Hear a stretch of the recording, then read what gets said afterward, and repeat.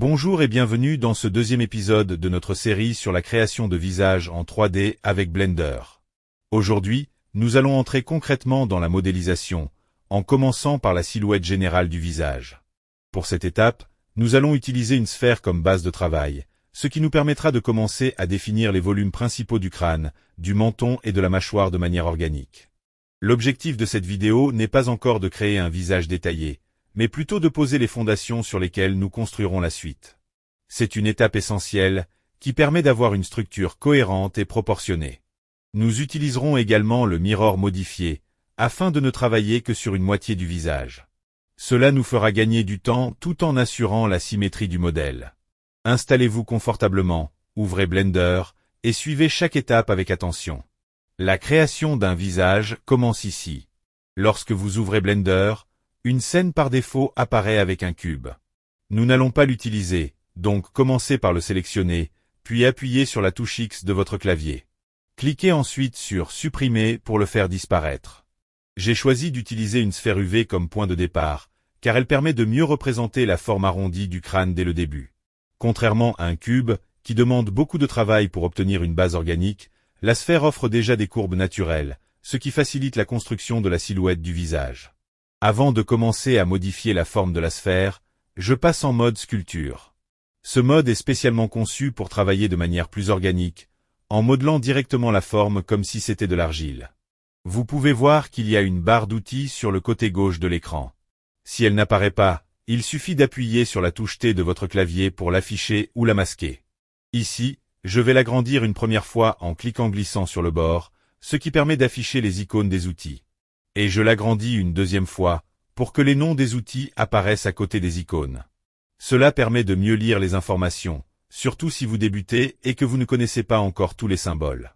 Dans cette série, je ne vais pas vous présenter tous les outils du mode sculpture. On va se concentrer uniquement sur les plus utiles pour créer la silhouette du visage. Le premier outil important, c'est l'outil Dessiner. Il permet d'ajouter ou retirer du volume à la surface de la sphère, un peu comme si vous passiez votre doigt sur de la pâte à modeler pour la faire gonfler ou s'enfoncer. Pour l'utiliser, il suffit de cliquer et glisser sur la surface de l'objet. Par défaut, l'outil ajoute du volume. Si vous maintenez la touche CTRL, il en retire. Quand vous utilisez un outil de sculpture, comme Dessiner, vous verrez un cercle rouge sur la surface de l'objet. Ce cercle représente la zone d'influence du pinceau, c'est-à-dire la taille de la zone que vous allez modifier. Pour ajuster la taille du pinceau, vous pouvez simplement regarder en haut, dans la barre d'options du mode sculpture. Ici, vous verrez un champ appelé Rayon. Il vous suffit de cliquer glisser ou de saisir une valeur pour modifier la taille de la zone d'action. Plus le rayon est grand, plus l'effet du pinceau sera large.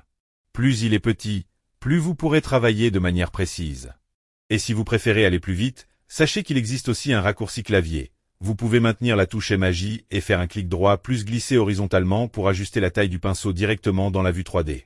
À côté du réglage du rayon, vous trouverez aussi la valeur de la force du pinceau. Elle détermine l'intensité de l'effet lorsque vous sculptez. Une force élevée produit des déformations marquées, tandis qu'une force faible vous permet de travailler en douceur. Pour modifier la force, vous pouvez cliquer et glisser sur ce curseur, ou saisir une valeur précise. C'est idéal pour adapter l'intensité selon la zone du visage que vous travaillez. Et si vous souhaitez être plus rapide, voici le raccourci clavier. Maintenez la touche CTRL plus et Magie, puis faites un clic droit plus glisser horizontalement dans la vue 3D pour ajuster la force du pinceau directement. Juste à côté des réglages de force et de rayon, vous verrez deux petits boutons marqués plus et moins. Ils permettent d'inverser l'effet du pinceau. Par exemple, avec le bouton plus activé, le pinceau ajoute du volume, tandis qu'avec le bouton moins, il va retirer du volume ou creuser. C'est très pratique pour passer rapidement d'une action à l'autre sans utiliser la touche CTRL. N'hésitez pas à tester ces boutons pour voir comment ils influent sur votre sculpture. Maintenant, parlons de l'outil Dessiner net. Cet outil fonctionne un peu comme l'outil Dessiner, mais il crée des lignes plus nettes et plus précises. Il est parfait pour ajouter des détails plus fins, comme les contours du visage ou les plis subtils de la peau. En l'utilisant, vous pouvez dessiner des formes plus définies, ce qui est idéal pour structurer certaines zones du visage avant de les affiner davantage. Comme pour l'outil Dessiner, vous pouvez ajuster la taille et la force pour maîtriser la précision de votre travail. L'un des outils les plus utiles pour donner rapidement du volume, ces bandes d'argile. Comme son nom l'indique, il fonctionne un peu comme si vous posiez des petites couches d'argile sur la surface. Il permet d'ajouter du volume de manière anguleuse et contrôlée, ce qui est idéal pour marquer les grandes formes du visage, les pommettes, le menton, le nez, etc. Contrairement à l'outil dessiné qui est plus lisse, bande d'argile a un effet un peu plus brut, parfait pour construire une base solide qu'on viendra affiner plus tard. C'est un excellent outil pour sculpter par étapes, comme si on construisait un visage couche après couche. Passons maintenant à un outil qui porte bien son nom, gonfler. Il permet de faire ressortir les volumes existants, un peu comme si vous souffliez de l'air sous la surface de la sculpture. C'est très pratique pour donner du relief à certaines zones, comme les lèvres, les joues ou encore les paupières. Mais attention, si vous exagérez un peu trop, vous risquez vite de transformer votre personnage en ballon de baudruche. Une fois qu'on a ajouté, gonflé ou déplacé certaines zones, il peut rester des surfaces un peu irrégulières ou accidentées. C'est là qu'intervient l'outil adoucir. Il permet de lisser les formes, d'uniformiser les volumes, et de rendre le tout beaucoup plus propre. C'est un peu le massage relaxant de votre modèle 3D. Il ne modifie pas la structure, mais améliore la fluidité des transitions entre les formes. À utiliser souvent, surtout quand vous voulez éviter que le visage ne devienne trop chaotique. Et voici un outil que vous allez utiliser tout le temps, surtout au début, l'outil déplacer. Il vous permet de saisir une partie de la forme et de la tirer dans une autre direction, sans l'abîmer. C'est parfait pour corriger les proportions, ajuster la silhouette ou replacer des volumes mal positionnés. Un peu comme si vous étiriez de la pâte à modeler, mais sans casser la forme. Et franchement, qui n'a jamais rêvé de tirer sur un nez un peu trop long ou de reculer un menton capricieux? C'est l'outil idéal pour sculpter à distance, sans entrer dans les détails trop tôt. Et maintenant, voici un outil qui peut paraître un peu agressif au début, mais qui est très puissant, le crochet serpent. Avec lui, vous pouvez tirer une partie de la forme pour créer des extensions, un menton, une mâchoire, une arcade sourcilière. Il agit comme un pinceau de déplacement très énergique, parfait pour poser rapidement des volumes sans trop réfléchir aux détails. Attention, ça peut devenir vite chaotique si on s'emballe un peu. Disons que c'est l'outil idéal pour quand vous voulez pousser la forme à fond, puis adoucir ensuite avec l'outil déplacer ou adoucir. C'est un peu le mode freestyle du sculpteur 3D. Dernier outil de cette vidéo, masquer. Il permet de protéger certaines zones du visage pendant que vous sculptez ailleurs. Une fois masqué, une zone devient grisée et tous les autres outils n'auront aucun effet dessus. C'est super utile pour éviter de déformer par erreur une partie qu'on a déjà bien travaillée. Par exemple, vous pouvez masquer les yeux pendant que vous sculptez les joues, ou bloquer la bouche pour bosser le nez. Et petite astuce sympa, si vous appuyez sur A, puis sur Inverser masque pendant que vous avez un masque actif, Blender inversera automatiquement le masque. Donc ce qui était protégé devient modifiable, et inversement. Un vrai switch de ninja. Et si vous voulez tout effacer d'un coup, Alt plus clic, et c'est propre. On commence maintenant la modélisation de la silhouette du visage.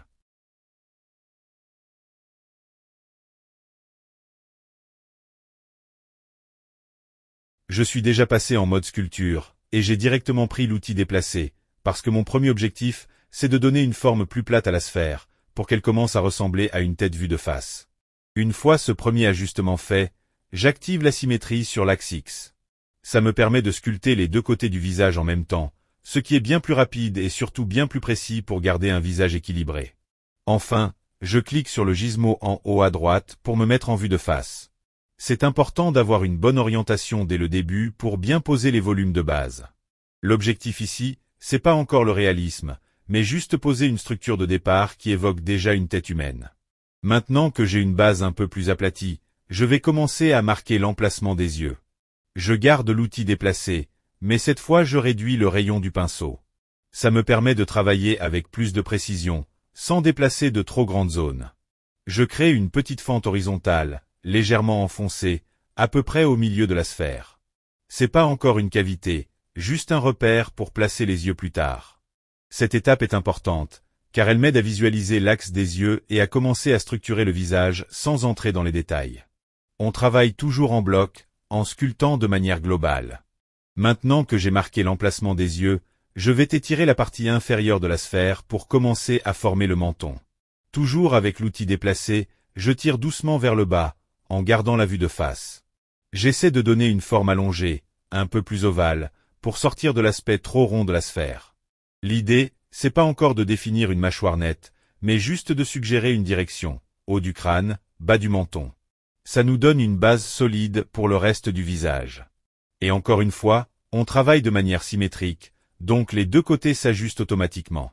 Maintenant que j'ai tiré le bas pour former le menton, je vais aussi ajuster le haut de la sphère pour faire ressortir le front.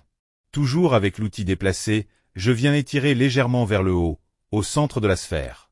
Ça permet de casser la forme trop ronde du haut et de commencer à définir une structure de crâne plus réaliste. Le but ici, c'est de suggérer la pente naturelle du front, pas encore de placer les yeux ou le nez. Juste poser les masses principales. Petit conseil important ici, faites attention à ne pas trop tirer le menton vers l'avant. C'est un piège courant quand on travaille uniquement en vue de face. Prenez un moment pour passer en vue de profil, et vérifiez que la forme reste harmonieuse. Le menton doit être présent, oui, mais il doit s'aligner naturellement avec le reste du visage, surtout avec le front et la bouche qu'on va ajouter plus tard. L'objectif, c'est une base équilibrée, pas une mâchoire de super-héros qui a oublié de freiner. Maintenant, je vais travailler un peu plus au centre du visage. Je prends encore l'outil déplacé, et cette fois, je viens étirer doucement la zone entre la fente des yeux et le menton. L'objectif ici, c'est de simuler l'emplacement du nez. On ne le sculpte pas encore en détail, mais on crée une légère protubérance verticale qui part du centre du visage. Ça permet de connecter visuellement le front, le nez et la bouche dans un seul volume fluide. Encore une fois, pas besoin de forcer. Un léger tirage suffit, histoire d'avoir une structure centrale qui va guider la suite. Et comme toujours, pensez à vérifier le résultat de profil, pour garder une forme harmonieuse. Maintenant que la structure du visage commence à prendre forme, je vais réduire légèrement la base arrière du crâne, pour créer l'emplacement du cou. Toujours avec l'outil déplacé, je viens pousser vers l'intérieur la partie basse, à l'arrière de la sphère. Ça permet de casser la forme trop ronde de la tête, et de préparer une transition plus naturelle vers le cou, qu'on ajoutera plus tard. Pensez à le faire doucement, de façon symétrique, et vérifiez en vue de profil que ça reste fluide. L'idée, c'est que la tête n'ait pas l'air posée sur rien, mais qu'elle commence à reposer naturellement sur une base. Et voilà, on commence à voir une vraie silhouette de tête apparaître. Elle flotte toujours, mais au moins maintenant elle a un futur cou. Maintenant que j'ai préparé l'emplacement du cou, je vais faire sortir le volume du cou lui-même. Pour ça, j'utilise l'outil crochet serpent, qui est parfait pour tirer des formes larges tout en gardant une belle fluidité dans la masse. Je clique en bas de la tête, et je tire doucement vers le bas pour allonger la forme. J'essaie de former deux débuts de cylindre légèrement inclinés vers l'arrière, pour représenter la base du cou. Encore une fois, c'est pas encore anatomique, mais ça donne à la tête un vrai point d'ancrage, une sorte de colonne qui commence à la soutenir. Et voilà, notre tête flotte un peu moins, elle a maintenant un début de cou, comme une tortue qui sort la tête, mais en plus stylé. Petite précision importante ici, faites attention à l'inclinaison du cou. Il peut être légèrement penché vers l'arrière, oui, mais évitez de le tirer trop fort dans une direction. Un cou trop incliné, c'est un peu comme une antenne de voiture mal vissée, ça tient, mais ça fait bizarre. L'idée, c'est de rester naturel et équilibré, surtout vu de profil. Un léger angle suffit, et vous pourrez l'ajuster plus tard selon la pose du personnage. Une fois que j'ai posé tous les volumes principaux, je passe à l'outil adoucir. Je rappelle rapidement que l'outil adoucir sert à lisser les surfaces pour un rendu plus naturel. Je vais maintenant l'utiliser pour uniformiser un peu la silhouette que j'ai modelée. Pas besoin d'en abuser, juste assez pour éliminer les petits à-coups et garder les formes cohérentes. Ça donne une base propre, prête à accueillir les détails plus tard. Maintenant que la forme générale est posée, vous pouvez ajuster les volumes pour que la silhouette ressemble à une tête. N'hésitez pas à modifier un peu la taille, la hauteur ou la forme selon ce qui vous paraît le plus naturel. Vous n'êtes pas obligé d'avoir le même résultat exact que moi. L'important, c'est d'obtenir une forme qui vous parle et qui ressemble à une tête humaine, même simplifiée. La modélisation, c'est aussi de l'interprétation, donc prenez votre temps et amusez-vous avec ces formes. Un petit détail important, n'hésitez pas à appuyer légèrement le haut du cou vers l'intérieur. Cela permet d'éviter que l'arrière du crâne et le cou forment une ligne droite un peu rigide, comme une planche.